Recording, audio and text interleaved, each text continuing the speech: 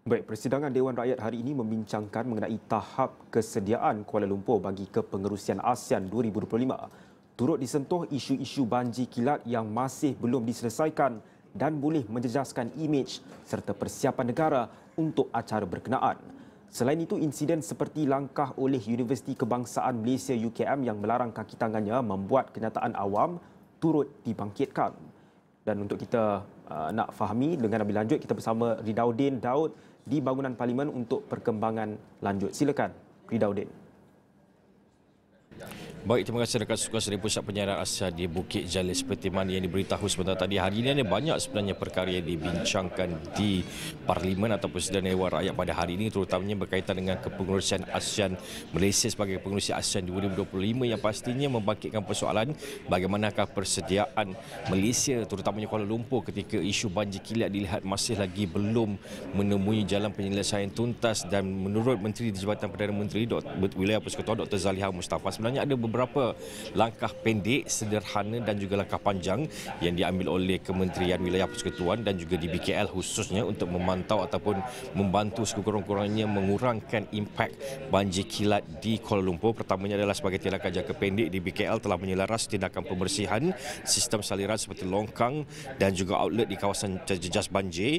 Ini adalah bagi memastikan kapasiti sistem saliran berada dalam keadaan yang paling optimum. Selain itu, di BKL juga kini meneruskan kerja-kerja penyelenggaraan sistem saliran seperti kolam takungan banjir terbuka, kolam takungan bawah tanah, penyelenggaraan sungai, parit induk dan longkang di tepi jalan dari masa ke masa dan berkala, terutama apabila ketibaan monsun timur laut atau musim tengkujuh. Kerja-kerja ini diselaraskan bersama dengan kerjasama pihak JPSKL ataupun Jabatan Pengairan dan Saliran Kuala Lumpur. Dan kemudian kita dengarkan pula usaha jangka sederhana dan jangka panjang yang diberitahu oleh Dr. Zaliha Mustafa di Dewan Rakyat pada pagi tadi.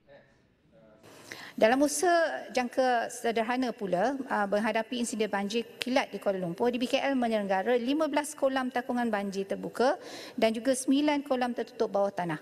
Semua kolam-kolam takungan banjir telah dilakukan pengurikan kelodak atau desiltation mengikut keperluan semasa dan jadual berkala.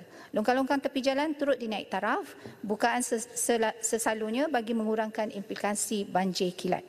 Untuk tindakan jangka panjang pula, pada tahun 2022 dan 2023, sebanyak 7 projek mitigasi banjir telah pun siap, manakala 2024 terdapat 14 projek iaitu 2 projek siap, 4 lagi dalam pelaksanaan dan 8 di peringkat analisa tender. Seterusnya bagi tahun 2025 dan 2027, hingga 2027, 4 lagi projek sedang dirancang. Baik, beliau juga memberitahu bahawa sebenarnya pembangunan Kuala Lumpur telah mengintegrasikan elemen climate change, adaptation dan konsep smart city.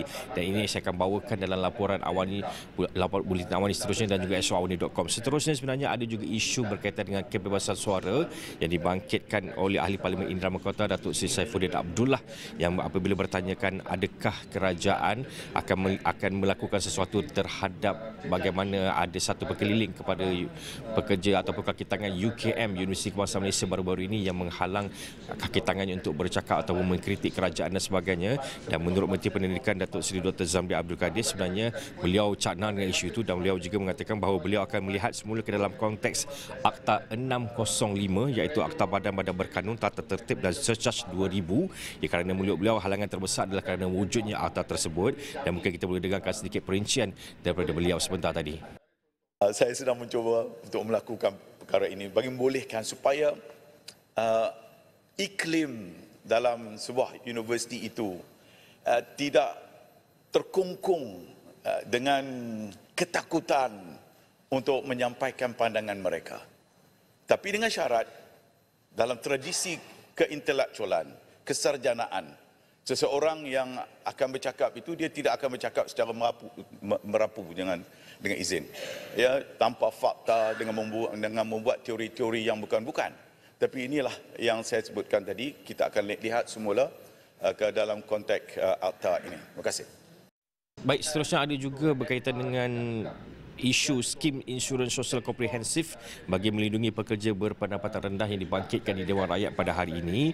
Dan Timbalan Menteri Sumber Manusia Datuk Seri Abdul Rahman Muhammad berkata bahawa KESUMA melalui Perkeso sedang meneliti kerangka perlindungan sosial baharu untuk memberi perlindungan keselamatan sosial 24 jam sehari dan menyeluruh di luar waktu bekerja kepada seramai 7.6 juta orang pekerja secara khusus dan rakyat Malaysia secara amnya. Secara prinsipnya, kerangka ini berupaya merapatkan jurang ketidaksamaan sekaligus memastikan tiada pekerja tercicir daripada mendapat perlindungan pada bila tiba masanya. Kita dengarkan perincian lanjut daripada Timbalan Menteri.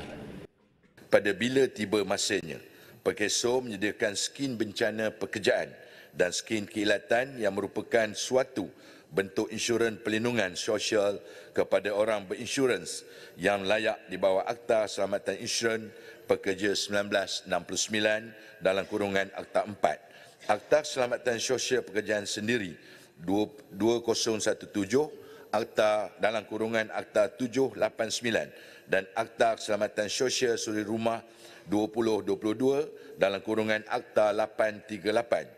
Faedah-faedah yang disediakan di bawah skim bencana kerja adalah faedah perubatan, faedah hilang upaya sementara, faedah hilang upaya kekal, faedah orang tanggungan, allowance layanan sentiasa, faedah pengurusan mayat dan kemudahan pemulihan jasmani atau vocational.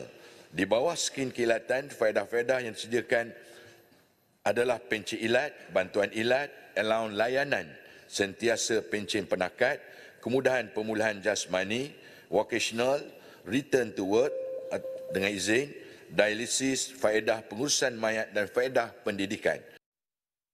Baik, itu antara 3 perkara yang sempat saya rangkumkan dalam sidang Parlimen pada pagi ini. Dan pastinya saya akan terus berada di sini bersama rakan setugas untuk membawakan perkembangan dari langsung dari semasa ke semasa langsung dari Dewan Rakyat di bangunan Parlimen ini.